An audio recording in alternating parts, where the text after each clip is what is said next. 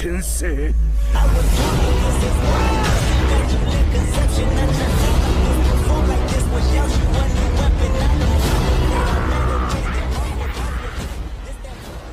Spy X family code white recently നമ്മുടെ spy X family എന്ന് പറയുന്ന ആ ഒരു ആനിമയുടെ സൈഡിൽ നിന്ന് വന്നിട്ടുള്ള സിനിമയാണിത്. അപ്പോൾ ചിത്രത്തിനെ പറ്റി കൂടുതലായിട്ട് നോക്കാനാണെങ്കിൽ ഒരു ഗംഭീര സിനിമ, അതായത് അത്യാവശ്യം നല്ല കോമഡിയും അതുപോലെ തന്നെ ആക്ഷൻ സീക്വൻസസ് ഒക്കെയുള്ള നമ്മൾ സ്പൈ എക്സ് ഫാമിലിയിൽ നിന്ന് എന്താണോ എക്സ്പെക്ട് ചെയ്യുന്നത് ആ കാര്യങ്ങളൊക്കെ മീറ്റ് ചെയ്ത് ഒരു നല്ല ചിത്രം. ഈ ഒരു സിനിമ ആദ്യത്തെ 2 സീസൺസിൻ്റെ ഒക്കെ ഒരു ബാക്കിയായിട്ടാണ് നടക്കുന്നത്. അതുകൊണ്ട് തന്നെ സ്പൈ എക്സ് ഫാമിലിയുടെ ഫസ്റ്റ് 2 സീസൺസ് കാണാത്ത ആൾക്കാർക്ക് ഇത് കണ്ടിട്ട് പ്രത്യേകിച്ച് കാര്യമുണ്ട് എന്ന് എനിക്ക് തോന്നുന്നില്ല.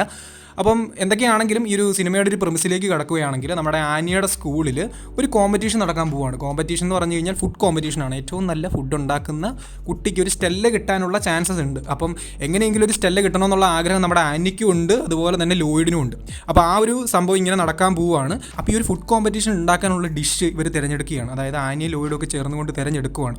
അപ്പോൾ ആ ഒരു ഫുഡ് ഒന്ന് കഴിച്ച് നോക്കണം. അത് അവരുടെ ആ ഒരു സ്ഥലത്തില്ല, അത് വേറൊരു സ്ഥലത്ത് അല്ലെങ്കിൽ വേറൊരു ഡിസ്ട്രിക്റ്റിലാണുള്ളത്. അപ്പോൾ അവരങ്ങോട്ട് പോകാൻ വേണ്ടി പ്ലാൻ ചെയ്യുന്നതും പിന്നീട് അവരങ്ങോട്ട് പോവുകയും അവിടെ നടക്കുന്ന കാര്യങ്ങളൊക്കെയാണ് ഈ ഒരു സിനിമയുടെ പ്രധാനപ്പെട്ട പ്ലോട്ട് എന്ന് പറയുന്നത്. അപ്പോൾ നമ്മുടെ ആനി ആ ഒരു സ്ഥലത്ത് എന്നുകൊണ്ട് ആ ഒരു ഫുഡ് കഴിക്കാൻ ശ്രമിക്കുന്നതും പിന്നീട് അതുമായിട്ട് ബന്ധപ്പെട്ട് കുറച്ച് കാര്യങ്ങളൊക്കെ ഉണ്ടാവുന്നു.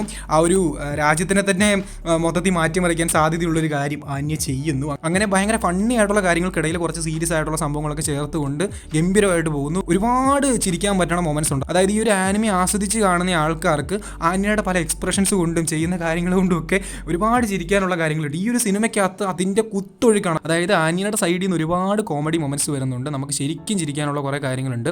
ഈ ഒരു സിനിമ ഒരു ഫൺ റൈഡെന്ന് വേണമെങ്കിലൊക്കെ പറയാൻ പറ്റും. അത്രയ്ക്കും ഗംഭീരമായിട്ട് എടുത്തു വെച്ചിട്ടുണ്ട്.